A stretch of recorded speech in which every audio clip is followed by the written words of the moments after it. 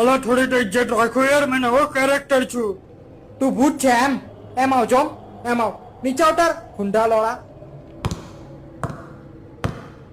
ઓ મય ફાડ્યા તો કાણિયા નહીં કરો. મેં તો છું ધનસુખ ભૂત. અમે જેતુમાં છીન છીન છીન છીન શુભુ જેતુમાં. જલ્દી આવે ડુક્કર આરસી માં પોતાનું ડાચું જોયું છે?